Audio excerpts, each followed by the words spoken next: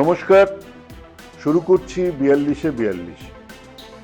নির্বাচনের আগে বাংলার ৪২টা আসনের প্রবণতা কেবল নয়, সেই প্রবণতা কিরকম ভাবে বদলে বদলে যাচ্ছে সেটার খবর দেব আমি, অনিকেত চট্টোপাধ্যায়। অনুষ্ঠান শুরুর আগেই বলে রাখি, এটা কোনো ওপিনিয়ন পোল বা সমীক্ষা নয়। ওই সব আসনগুলোয় আগের ভোট পার্সেন্টেজ, এবারের ক্যান্ডিডেট, এলাকার রাজনীতি, ওই আসন অঞ্চলে আমাদের প্রতিনিধিদের কাছ থেকে পাওয়া ইনপুট, এই সমস্ত মিলিয়ে একটা প্রবণতা জানানোর চেষ্টা করছি মাত্র। কোনো কোনো আসনে সবটাই মিলে যাবে, কিন্তু কোনো কোনো আসনে ভুল হতে বাধ্য। ৪২টাতেই অভ্রান্ত প্রবণতা বলা সম্ভব নয়, তবে এক্ষেত্রে ভোট পার্সেন্টেজের হিসেব এরর অফ মার্জিন খুব বেশি হলে ২-৩%, কিন্তু সেটা কম কি, কারণ ওইটুকু গোল মিলে আমাদের রাজ্যের অন্তত ৪-৫টা আসন এদিক ওদিক হতেই পারে। গৌরচন্দ্রিকা বন্ধ করে এবার মোদ্দা কথায় আসা যাক। আজকের আসন আলিপুরদুয়ার। দুটি পাতা আর একটি কুড়ির রাজনীতিতে যদি এ রাজ্যের কোনো একটা সাংসদ আসনের ভাগ্য নির্ধারণ হয়, তাহলে তা হলো এই আলিপুরদুয়ার। কুচবিহার ছিল ফরওয়ার্ড ব্লকের গড়, আর আলিপুরদুয়ার ছিল আরএসপি তাদের হাতে। ১৯৭৭-এ এই সংসদীয় এলাকা তৈরি হবার পরে একটানা ১০ বার জিতেছে আরএসপি। পীযূষ তির্কে, জোয়াকিম বাকসলা আর মনোহর তির্কে, এই তিনজন মিলে 10টা লোকসভার ভোট পার করেছেন, সাংসদ হয়েছেন, সংসদে গেছেন, কিন্তু সংসদের হিসেব নিয়ে দেখুন, কখনো সখনো কদাচিৎ তারা সংসদে এক একটা কথা বলেছে।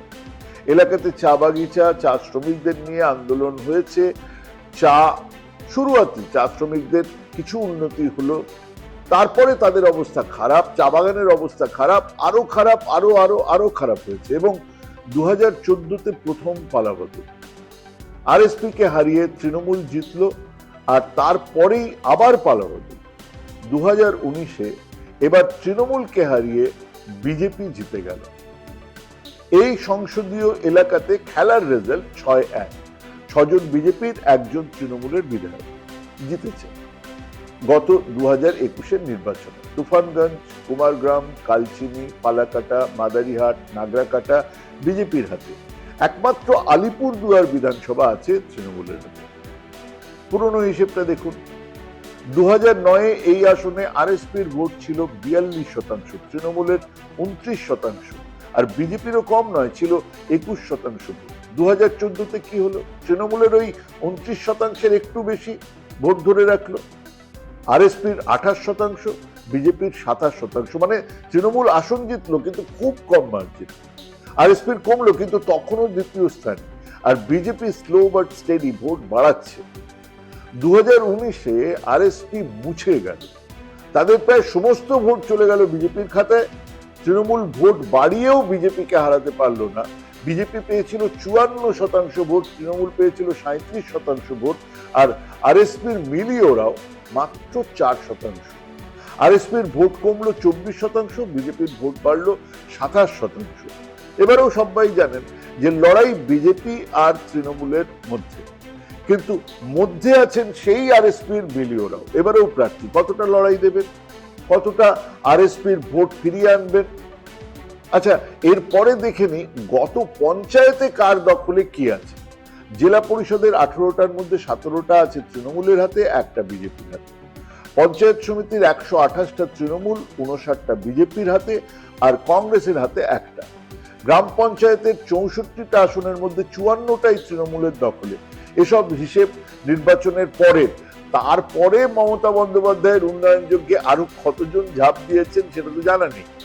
যাই হোক, এটা ঘটনা যে এই আসনেও মধু ভাণ্ডের অধিকার এখনো পর্যন্ত তৃণমূলের, আর তাদের সবচেয়ে বড় অস্ত্র হলো প্রকাশজিৎ বারাই।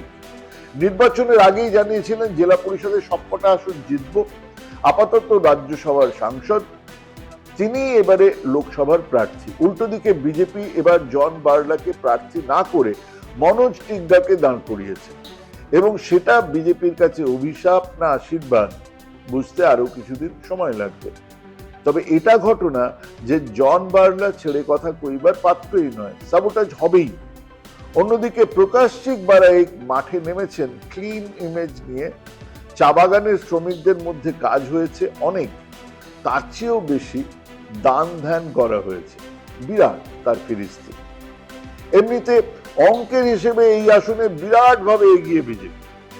আরএসপি দাঁড় করিয়েছে তাদের পূর্ণ প্রার্থী মিলি ওরাওকে, কিন্তু তিনি দাঁতও ফোটাতে পারবেন না, সবাই জানে।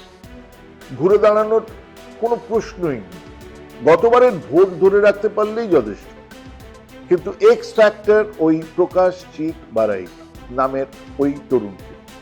হিসেব বদলে যেতেই পারে, জন বার্নার বদলে মনোজ টিগ্গা মাঠে নেমেছেন বটে, কিন্তু এলোমেলো দেখাচ্ছে।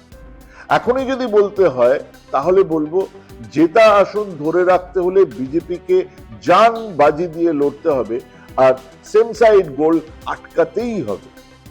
তৃণমূল এবারে জিতলে দুটো কারণে জিতে গেলেও যেতে পারে। প্রথম হলো প্রার্থী, দ্বিতীয় হলো চা বাগানের দান ধ্যান, মানে তৃণমূলের লাভ্যাতিবাদ। এখানে আপাতত লড়াই 50-50। আজ এই পর্যন্ত, নমস্কার।